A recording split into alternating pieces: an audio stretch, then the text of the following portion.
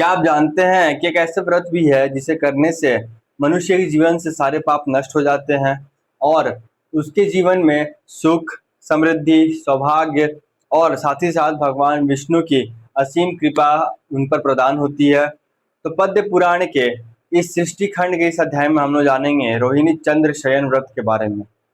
आखिरकार ये व्रत इतना शक्तिशाली क्यों है, महान क्यों माना गया है और इस व्रत को करने वाले मनुष्य के जीवन से सारे पाप, सारे दुख हमेशा के लिए नष्ट हो जाते हैं और साथ ही साथ वह उसे फल की प्राप्ति होती है, सुख की प्राप्ति होती है, भगवान विष्णु की कृपा उस पर सदैव बनी रहती है। तो आखिर क्या है यह व्रत? रोहिणी चंद्र शयन व्रत का महत्व क्या है?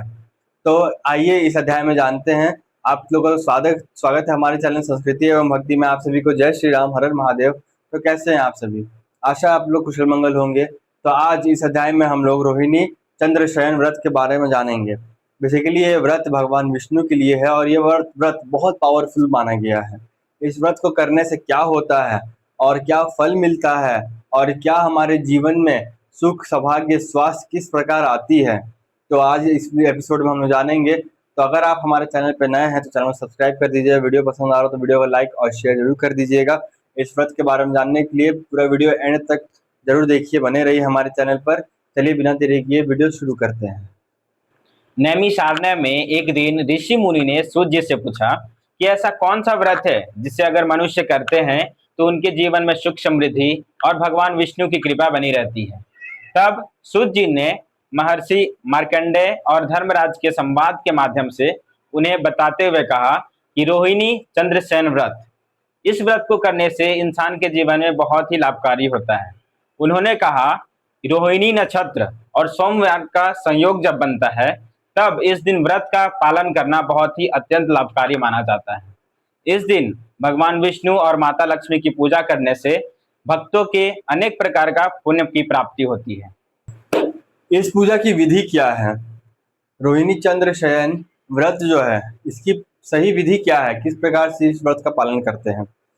सुबह प्रातः काल में उठकर स्नान करके स्वच्छ वस्त्र, कपड़े धारण करना, जैसे धोती, गमछा, और उसके बाद भगवान विष्णु और माँ लक्ष्मी की प्रतिमा या उनका चित्र स्थापित करना।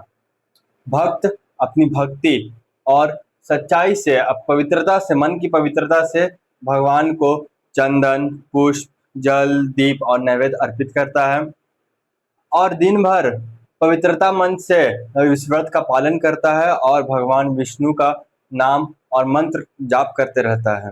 इसके बाद शयन काल में चंद्रमा के दर्शन करके भगवान विष्णु की पूजा की जाती है और साथ ही साथ भगवान विष्णु और माता लक्ष्मी से घर परिवार के लिए सुख, समृद्धि और साथ ही साथ जो भी कष्ट हमारे जीवन में आते हैं उसके लिए प्रार्थना की जाती है।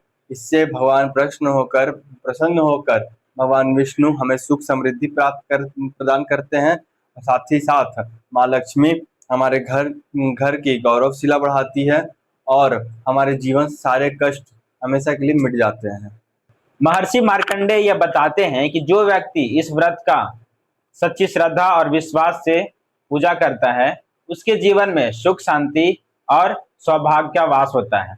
भगवान विष्णु की कृपा से उसके जीवन के सारे पाप नष्ट हो जाते हैं और उनके जीवन में खुशहाली आती है, उनके परिवार में खुशहाली आती है। और इस व्रत से इंसान के जीवन में दीर्घायु, उत्तम स्वास्थ्य और यश की प्राप्ति होती है। जो स्त्री या पुरुष इस व्रत को नियम पूर्वक करते हैं उन्हें इस लोक में सुख, शांति और अंत में भगवान विष्णु के परम धाम प्राप्त होता है। इस अध्याय से हमें क्या सीख मिलती है, शिक्षा क्या मिलती है? इस अध्याय से हम यह सीखते हैं कि सच्ची मन से भगवान के प्रति स्मरण करना, भगवान का स्मरण करना, उनके प्रति सच्ची भावना रखना, सच्ची भक्ति करना ही सबसे बड़ा धन माना गया है। जो इस व्रत को करना सिर्फ एक उपवास नहीं है, इस व्रत को केवल उपवास के माध्यम से नहीं किया जाता है बल्कि मन की पवित्रता, स्वच्छता और मन में भगवान के प्रति अखंडता लाने के लिए और प्रति विश्वास लाने के लिए इस व्रत का पालन करना जरूरी होता है। क्योंकि इस व्रत का पालन करने से आप भगवान के करीब पहुंचते हैं, भगवान के नजदीक जाते हैं। आप भगवान के प्रति आपके अंदर भावनात्मकता, सकारात्मक शक्ति आपके अंदर प्रभावित होती है भगवान की शक्ति से।